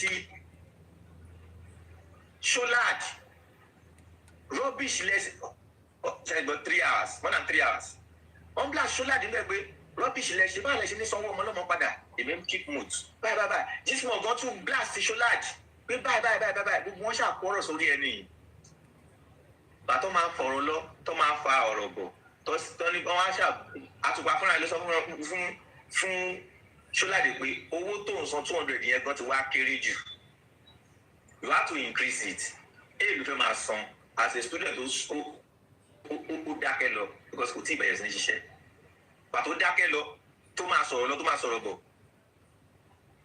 èmi wá sọ fún wọn pé ṣólàd £500 lè mọ máa san èmi ni mo tún initiate £500. £500, okay. mo tún wò wípé tí bọ́bọ́ yẹn ò bá rí £500 sọ ṣe pé mo sọ £500 pé màá tún fi kún owó yẹn o kẹ́rí bí mo ṣe ń gba wájú mo ṣe ń gba ẹ̀yìn o pé kí orúkọ mi lè kúrò nínú kíní yìí o pé bẹ́ẹ̀ ni yorùbá rówó sọ mo tún sọ pé mo ní gist mímu àtùpà màá máa send screenshot sí yín ẹ máa send ẹ̀ sí Yẹmí Dẹ̀ because mo ti block ẹ̀. n tí mo tún ṣe nìyẹn o wọ́n dẹ̀ sọ pé that's okay after gbogbo call yẹn Yẹmí Dẹ̀ tún jáde o same day wọ́n ti wá lọ ń blast àtùpà wọ́n blast gist mímu tó wá dé. láwọn tó tún fẹ́ bá gbowó jáde. iwájú ọlọ́run àtẹ̀yìn ẹ̀bẹ̀rẹ̀ lọ́wọ́ wọn wọ́n wà níbí tọ́pọ̀ wà níbí kọ́ jáde kọ́ sọ̀rọ̀ wọ́n mọ tí mò ń sọ. lẹ́yìn ìgbà yẹn ni ọ̀rọ̀ yẹn kéèsì yẹn tún wá dé ọ̀dọ̀ tó ti lọ host ìgbà yẹn lọmọ kọ́ṣẹ́ wá jáde pé wọ́n sọ̀rọ̀ rapist or no rapist. làwọn tún wá lọ bí ọkọ wọn síkú mọ́ àwọn wò pé kí ló dé ọ̀rọ̀ yìí ti ń pọ̀ ju ọ̀dọ̀ wọn ló ti ṣẹlẹ̀ lọ́dẹ̀ gbọ́rọ̀ jáde lọ́dẹ̀ invite mi níwájú ọlọ́run àti ènìyàn láyọ̀ tó ti ń sọ gbogbo ọ̀rọ̀ yìí mi ì lọ sí platform kankan rí but mo respect ọkọ single mother just because ọdún ẹ̀ gangan ni conversation tèmi ti ṣẹlẹ̀ not to bring it up mo dẹ̀ lọ bẹ̀ bó ṣe ń sọ̀rọ̀ ń bẹ̀ yẹn Yẹmí Dẹ̀ sòjẹ́ kọ́ sọ̀rọ̀ o.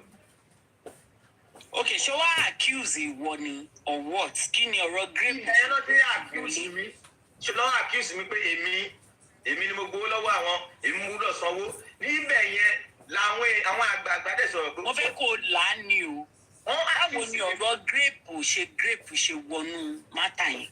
ẹ mọ̀ pé tó bá ń drag èèyàn ó gbó picture mi ló gbé sẹ́yìn kò sí orúkọ tó ọ̀pọ̀ sí pastor sí kinní kan ìgbà tí ó yá lọ́ní pé àwọn tó bá ti jẹ́ victim ẹ̀ kó máa jáde lọ́mọ kan bá jáde gbàtọ́mọ yẹn jáde gbàtọ́mọ yẹn máa ṣàlàyé ọ̀rọ̀ ó ní lórí àyè invite òun ó ṣe uber fún òun ó ní ọmọ yẹn wá sọ pé èmi fún un ní drink mu ẹ máa gbọ́ o ìṣòro rí ipò ọmọ o ọmọ ó lọ fà o ẹ máa gbọ́ ẹ gbọ́ gbàtọ́mọ wá kí mi lé lórí fóònù mo ti sọ fọ́mọ pé bye tó bá wá nǹkan á ṣẹlẹ̀ láàrin wa ẹ má worry brother. gbàtọ́ ọmọ kan ń pè mí mo ní kó send voice note nígbà náà òun like voice note gbàtọ́ dẹ̀ débi tó dé ọ̀dọ̀ mi ó jẹun ó ṣe everything bẹ́ẹ̀ ló sọ pé mo ṣé o mo dúpẹ́ o mo ní drink wo mo nílé ẹ̀dẹ̀jọ́ dúra yín. mo ní Jack Daniel mo dẹ̀ ní pé ó ní kí n miss ẹ̀ pẹ́. ok mu randomly ní ẹ lọ́rọ̀ àjọsọ tó fi ṣe uber fún tó kọjá ìlú bá sọ̀rọ̀. tó ti yé yín ṣe uber fún ọmọ tó bá lọ́dọ̀ mi tó sọ fún mi tó máa ṣẹlẹ̀ láàrin wa wọ́n lè ṣẹlẹ̀ láàrin wa lóòótọ́ ní òkú àti àwọn tó ní tíye wẹ̀.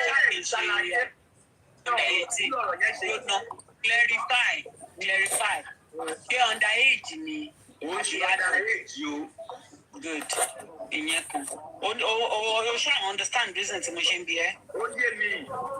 nígbà tẹ́jọ sọ̀rọ̀ ṣé ẹjọ́ agree pé ẹjọ́ máa gbé nǹkan sí nǹkan. lágbára Ọlọ́run. ó yá continue. nígbà tó fẹ́ ṣàlàyé ọ̀hún jẹ́ bí tèmi fi blog ọmọ yẹn lélẹ́yìí o. kí ni Wálé náà sọ ń gbà àti ìjọgbálé. ọkọ̀ fẹ́ kó tún lé ẹ lọ sọ ni níbi pé ẹjọ́ consent. ẹni pé kó lọ ó gbé òun lákàáyé jáde kó wá ṣe pé tó wájú òótọ́. ó dà kó mo gbé pé kí ni pé mo ṣe ó fóun lọ tí mo ní o. mẹ́sẹ̀gì wà chaati wà lórí gbogbo yẹn. ìmọ̀ tó yẹn náà wọ́n kàkà bí mílíọ̀nù. ọ̀rọ̀ ẹni sùúrù ìgò ní chaati wà lórí fóònù mi. ọmọ yẹn lè sọ ìmọ̀ tó rí lára ẹ̀ tó ṣe ibi ẹyin sọ́ọ̀nù kí náà rí lára ẹ̀. àwọn wounded lion tó wà ní ibẹ̀ látọ̀ ń sọ̀rọ̀ àwọn lọ change ẹ̀mọ́ rí mọ́ ẹ̀mọ́ yẹn lọ́wọ́. lọ́ní sí ọmọ ẹ̀ máa sọ grape torí TikTok. àwọn ọmọ lọ change ẹ̀ sí grape ọmọ yẹn lọ́wọ́ àwọn yẹn gangan lọ sí grape mọ́ lọ́wọ́. àwọn gan gbé nǹkan mi sẹ́nu wúyẹ́ ni ẹ́ a máa ṣe bí innocenti ó yá continue. tẹ́ ń gbọ́ nǹkan tí mò ń sọ so àwọn lọ change ẹ̀ sí grape ọmọ yẹn lọ́wọ́ fúnra ọmọ yẹn tó tẹ̀ sí account ẹ tó tí màrí ò fẹ́ ó dẹ̀ wọ́n lọ́wọ́ ẹ kó lórí TikTok fọ ibẹ̀ yẹn kọ́ mọ̀ lọ. ó ṣojú bí ojú òwìrì. so tó bá bẹ̀rẹ̀ sí ní lọ sọ̀rọ̀ lẹ́yìn bàbá ọlọ́jọ́ yẹn lọ́dọ̀ ọkọ̀ àwọn single mother this lady kò agree sí £500 débi pé àwọn èèyàn tún sọ̀rọ̀ pé ní UK báwo ló ṣe máa sọ pé kí èèyàn tó bá jẹ báǹkì gan lówó gan ẹ máa ní payment arrangement ó máa ní iye tó máa san fún bank tó bá wà ní financial difficulty I work in fintech so I'll tell you categorically if you are in financial difficulty when you call your bank that ó lè afford normal standard payment there you want to set a payment arrangement ẹ̀ẹ́dẹ̀ agree wọ́n á go financial kìíní incomings and outgoings ẹ̀yẹ tó bá lè san ẹ̀ẹ́dẹ̀ agree pé iye báyìí ló fẹ́ máa san. Period payment plan ló bá set this is what I do every day. Very simple and straightforward. Tó bá jẹ́ báǹkì kan iye tó bá lè afford ní báǹkì máa sọ fún yín pé kó o mú sílẹ̀ after tó bá ti ṣe income and expenditure fún ẹ ó ti tán so ó yá continue. lábàtọ̀ ọ̀sán tán ló yẹ ẹni yóò gba owó lóhùn ó ti òun gbà wọ́n á bí pé ókè èèlò ló ń jáde lákàntì ẹ every month. àjọ ló lóun máa dá tó lóun máa fi kówó gẹ́rẹ́ fún àjọ. December ló ní kówó ti ń jáde. ọ̀rọ̀ báńkì olóòtú tó fẹ́ mú mọ́ yẹn ẹ ṣáàjà gbọ́dọ̀ àgbà ẹ má jóná látàrí dọ̀rùn. ó tó wà lórí láìpẹ́ wà níbà lẹ́yìn ó jẹ́rìí sí ó lọ mú 30 minutes lọ calculate owó ó dẹ̀ ti padà ó dé 600 and kìíní kan ló jáde lórí àkáǹtì. Okay, 600 and something ló ń jáde lórí àkáǹtì ẹ okay ẹnikẹ́ni kó máa fún ẹ ní £500 which means o ti ń san owó yẹn tẹ́lẹ̀ ṣé ìjẹ́ ìtìkọ́ tí mò ń sọ báwo ti ń sọ ṣé ilẹ̀ lówó tó fi ń san ṣé ilẹ̀ lówó tó fi ń san. àwọn pípọ̀ yìí bá ṣe máa ń ṣe nìyẹn 680 interest tó ń sọ ẹ̀sán nípa ẹ̀ alẹ́ ẹ̀ lè rà láàánú bẹ́ẹ̀ ṣe wá rìn ní bẹ́ẹ̀ lè rà láàánú nìyẹn ẹ̀yin 94 tó ń wọ ẹ wọlé kẹjọkù ẹ wọlé kẹjọkù kẹ wá gbọ́ wa ẹ má wà ní láìpẹ́ àìdí ẹ má bọ̀. ṣé ìjẹ́ ìtìkọ́ tí mò ń sọ so wà á agree lórí kíní ẹ wọ́n ti sọ pé òkè well since tó sọ pé o agree pé o fẹ́ máa dáàgì wọn lọ náà ni ṣé lọ́jọ́ yẹn no case everybody dey jáde everybody kú everybody lọ ṣe láì fún mi. irú kí nìyẹn ṣé tí ẹ ṣì ti wúmà yẹn ni èèyàn sọ pé olóò fẹ́ gbà ìjọ tó ń ṣàjọpọ̀ ó máa ń ṣe pé máa kó fóònù ó máa fi san owó yẹn ó wá di pé kó máa ba owó yẹn jẹ mọ́ interest tó ń san kọ́ bó ló ti fẹ́ máa rí interest a máa wọ́wọ́ sí ẹ̀ máa fi san interest ni lóyà ó mọ̀ ń pa ẹ̀ bó ṣe gbáwọ̀ wò kẹ́ ẹ̀yẹn mọ̀ ń pa ẹjọ́ ṣe ni ó dà gbọ́dọ̀ kejì yẹn ní ìmọ̀ kọ́tún ṣẹlẹ̀ láàrin àwọn àti ọkọ̀ sí mímọ̀ ọkọ̀ sí mímọ̀ náà ṣe náà jáde láìpẹ́ ẹ̀ ká kọ́lẹ̀ ẹ má wò ó tó di ọgọ́sì ẹni bọ́bọ́ yìí máa fọwọ́ tá lu ẹ̀ á débẹ̀ lágbára náà lọ́jọ́ jírí sí tọ́bẹ̀rẹ̀ sí ní sọ̀rọ̀ lágbára ní àwọn òdìdè lágbára ìṣẹ̀dá àwa débẹ̀ wà á débẹ̀ gbogbo orí tó ti parí ẹ̀jẹ̀ lórí ìfọ̀dù tó ní ìṣẹ̀lẹ̀ wálé lọ wà á débẹ̀.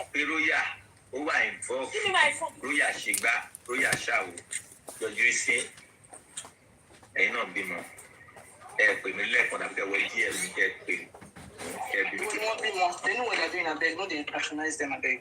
no àní yẹ jẹ́ kí n sọ̀rọ̀ mi sẹ́ bí mo ṣe fẹ́ sọ bí mo ṣe rí nìyẹn ṣé mọ̀ pé ọ̀rọ̀ obìnrin yàtọ̀ sọ̀rọ̀ ọkùnrin bí obìnrin ṣe máa rí àtúnyàtọ̀ yàtọ̀. tọ́ bó bá ṣe wá sí ẹ lọ́kàn máa wò rí.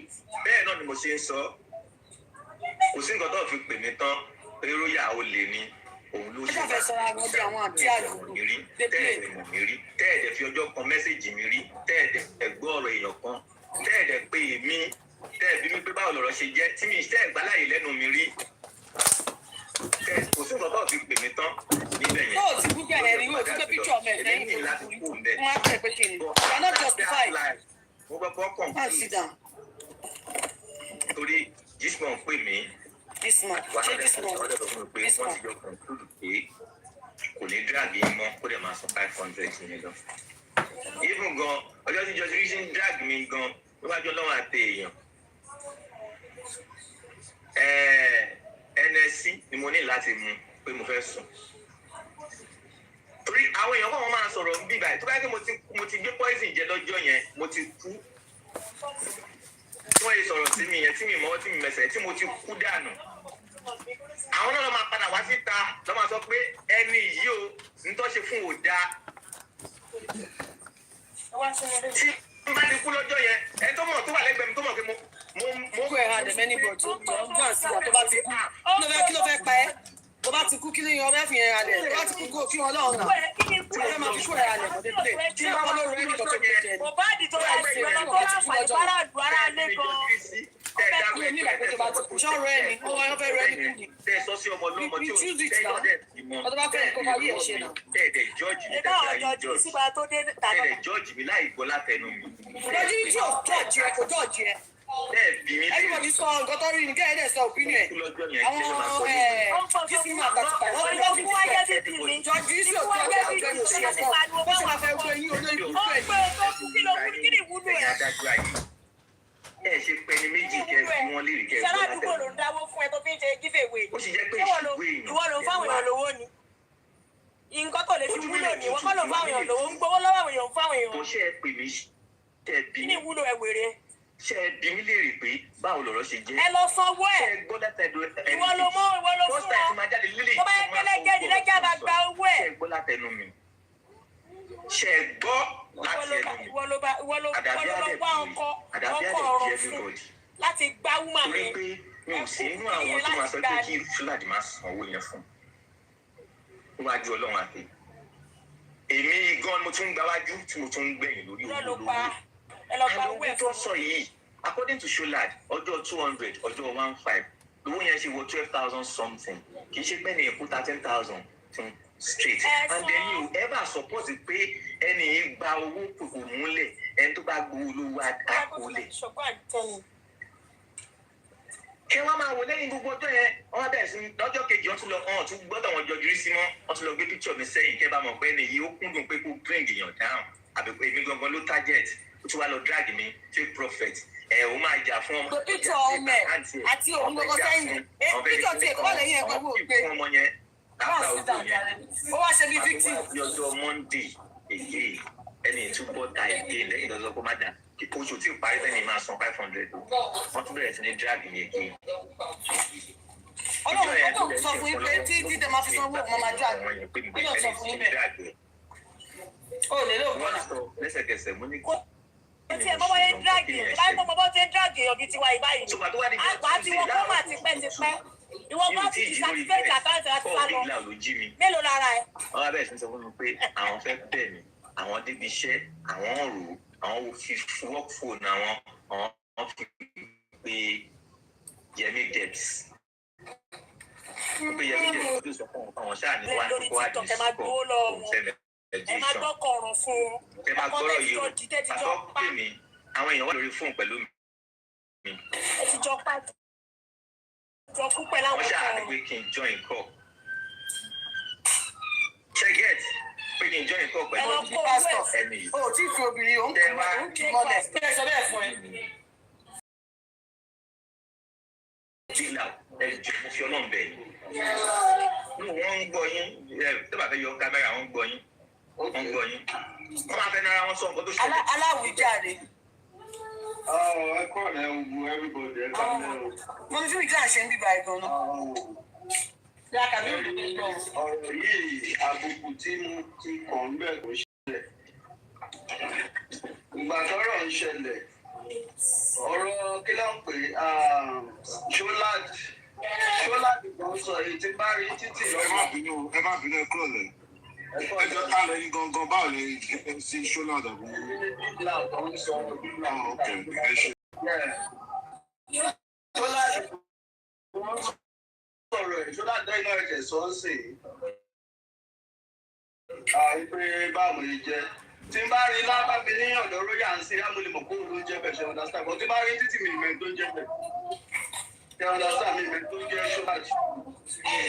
so ó dà pé December àbí November last year Yẹmi lórí ṣàǹsì mi in fact bóyá kò ní nọ́mbà mi ó pe èèyàn tí ó rò kó lè mọ̀ mí ṣe understand ní pé kọ́ bá ń gẹ́tì nọ́mbà mi ní àfihàn mi ò ní dárúkọ ní ẹ̀mí ọkọ̀ ẹlẹ́lẹ́nu ṣe understand. ẹni ẹ̀dẹ̀ Richard síbi wípé Yẹmi dẹ̀ pé òun wípé òun ní nọ́mbà mi ó dẹ̀ consent mi pé ṣé kóun fún Yẹmi dẹ̀ ní nọ́mbà mo ní yes fine kókó ààrẹ because royal náà ló jẹ́ kí n mọ Yẹmí Devs ó dẹ̀ royal ti gbé mi dé ilé Yẹmí Devs rí first time máa ń kọ́ rí Yẹmí Devs nìyẹn.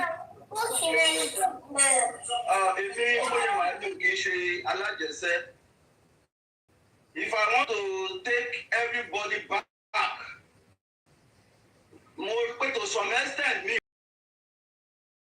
they were close. To some extent they were very very close. So lórí àná yẹ kí n mọ Yẹmí Devs lórí àná gbé mi lọ́dọ̀ Yẹmí Devs. So kí mo fẹ́ fà yọ bóyá torí pé mo dẹ̀ tẹ̀lé lórí àlọ́ sọ́dọ̀ Yẹmí Devs lórí àmọ́ pé mo súnmọ́ Yẹmí Devs dáadáa. Fine. Ó dẹ̀ mo ní kó pè mí. Mo wá lọ sórí kí ló ń pè orí DM Yẹmí Devs lórí TikTok wà wọ́n sọ pé òun wá mi mo tún send nọ́mbà mi sí fúnra ẹ̀. Ìgbà tó yá ó yá pè mí mi ìrántí bí èmi mo wá pè fúnra mi àbó ló pè mí kájà àfárí yẹn lẹ̀. Ó dẹ̀ bá mi sọ̀rọ̀ nǹkan báyìí ṣẹlẹ̀ gbogbo ọ̀rọ̀ owó òṣòwò mi ìmọ̀ ọgọ́pà mi ìmọ̀ mi I don't know anything ó dẹ̀ ṣàlàyé lóyà introduce yẹn báyìí ṣe báyìí ni mo ṣáà ní òkè kó ní sùúrù gbogbo àníyànjú. Mo pe lóyà ń gbọ́ mo gbọ́ nǹkan báyìí ló ṣẹlẹ̀ lóyà ṣàlàyé títí ẹ̀ pé òkè báyìí ni ó wá di ṣọ́láàdì tí ó ní ọ̀rọ̀ ó wá di òun náà sórí kọ́ọ̀lù tó tà ń sọ ẹ̀ ọ̀dọ̀ ẹ̀jẹ̀ sọ báyìí ni ibùn ṣọ́láàdì ọ̀hún.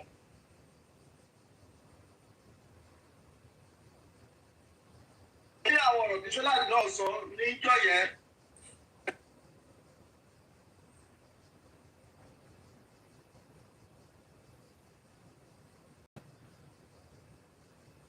Only God, so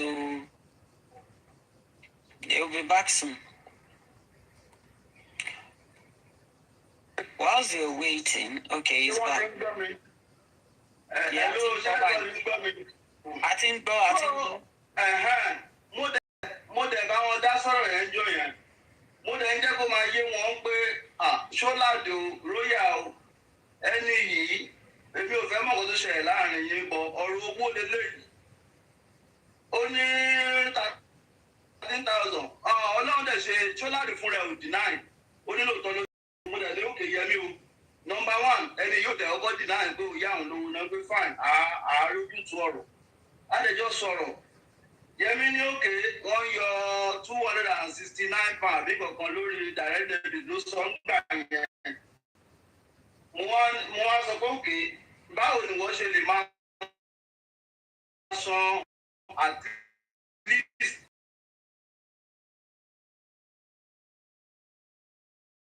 pé because lóòótọ́ ni kò lè ya yín lówó kó wá jẹ́ pé òun ni wọ́n máa san direct debit yẹn how do you want to pay?